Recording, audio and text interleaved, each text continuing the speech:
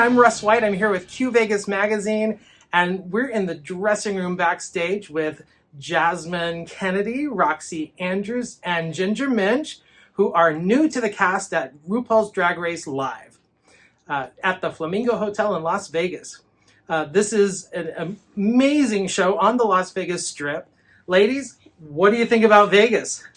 I love it. I think it's exhilarating. It's amazing to be on the Strip, doing what I love, in high whore drag, and all of these people come to see us do what we do best. It's just, every night, night after night. Night after night. Crowds, crazy crowds that are just here to enjoy what we do and who we are, and we couldn't ask for anything better. Honestly, it's a great feeling to go on stage and like do what you want to do for like your passion 5 nights a week. It's a great feeling. And people come to Vegas to party, so they're in the audience just ready. No matter what we give them, they're just yes, we're here, making it clear. So I think all of you have been in Vegas before. Yes. Yes. What's making this different for you?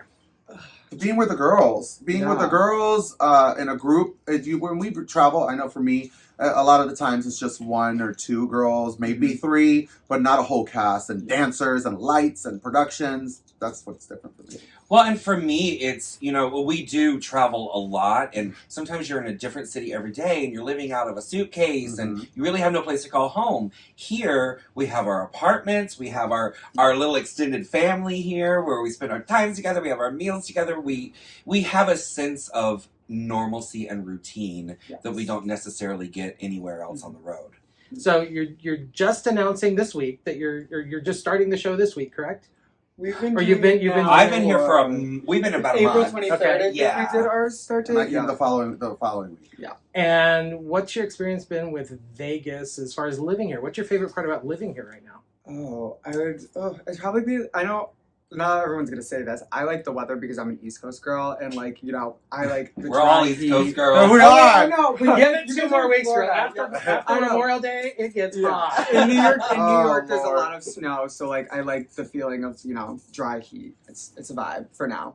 I love the shopping, because if there's not something at one designer, they have another one at the other hotel. And sometimes I have to source that online, but here they have the really good stores, and shopping is just amazing.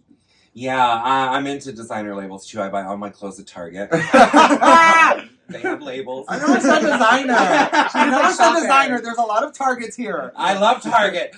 No, my favorite thing is the food, because every hotel you walk into has every single type of food you could ever think of in your life, and then you can order your meal, go play the slot machine, have a cigarette and a cocktail, and then go back and get your food.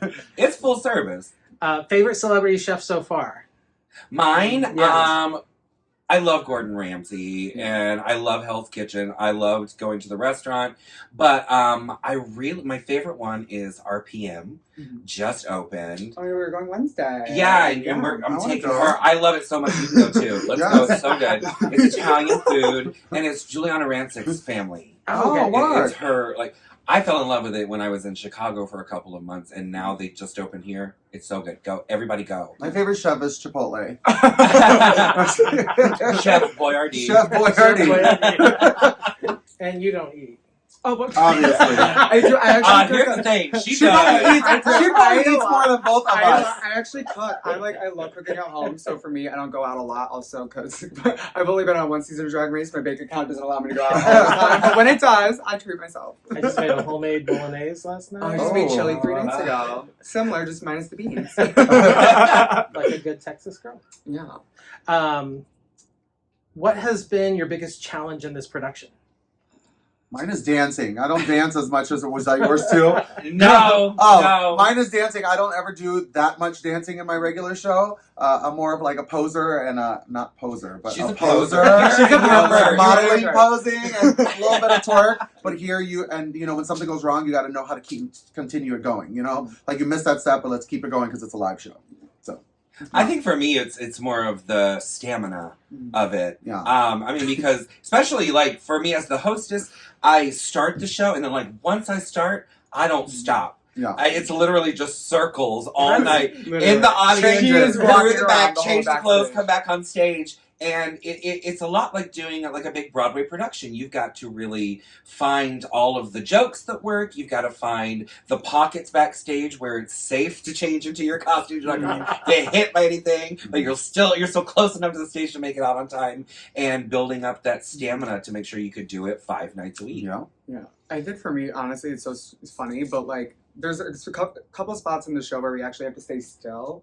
Like completely still. Yes. Oh, yes. That is How are hard. they doing That's that? because I fidget all the time. I constantly move. So like I'm there standing like freezing, like trying to remember not to move. So that's probably And not laughing at Ginger. Ginger is Oh, the God. funniest host in the world. And Yes. she got us the other night. She said some dry joke that she usually says all of our wigs are dry. Yeah. And Derek's wig was a little dry that night. And so instead of saying all the girls, she said Derek, and I was crying. But we're supposed to be paused and just crying, tears coming down. Yeah. It was an interesting one Yeah. that day. So this show has a combination of contemporary music and Ru's music. Mhm. What are your favorite RuPaul songs that are in this show?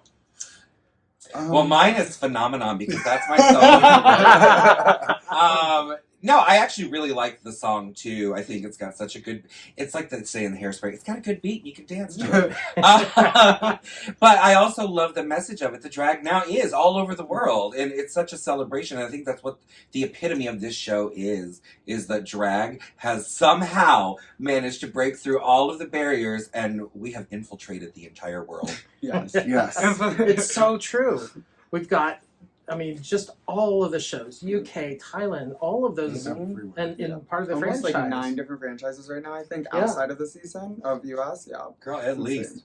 Okay, Yeah, at so least. for everybody's reminder, what seasons were your shows?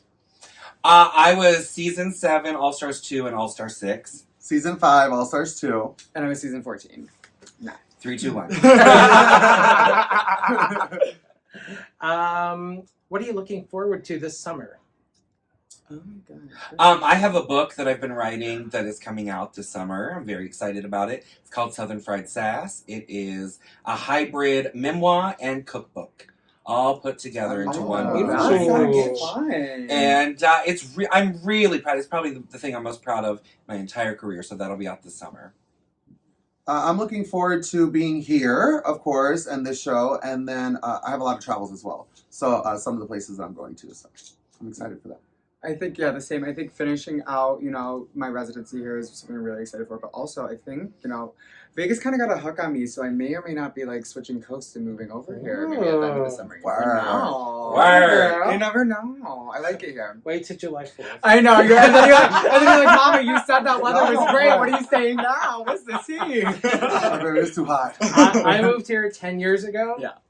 And it wasn't, the first year was like, does this happen every year? The 7th year was like, this it is happens. still happening.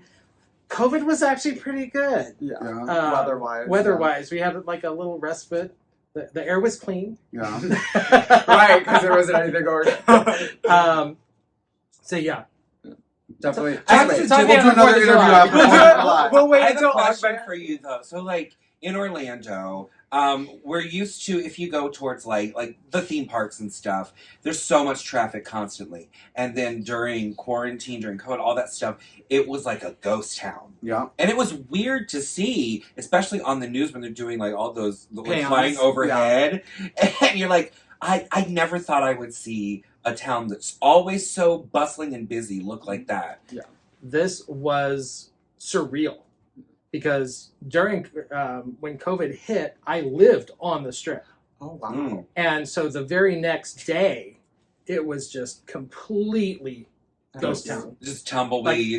I could walk down the Strip in the middle of the street road, yeah. because there was just nothing here. It was surreal. I noticed things on the Strip that you would never notice before, Wow. just because there was nothing else distracting you. Pothole. Stupid. Well, ladies, we wish you so much gratitude and thankfulness for making drag such the art form it is. You're trailblazers, each and every one of you, and you're in Las Vegas. We're here. You're here. To make it clear. We're making it clear. And we're queer. Get used to it. All of the same. All the same. So thank you for being here. Thank You you. for taking time out with us today. We love everything you've done throughout your careers. We follow you intensely. We used to do a podcast called The Morning After. Oh, wow. I love that. Where we'd recap the Friday night show. And so drag is such a passion of ours.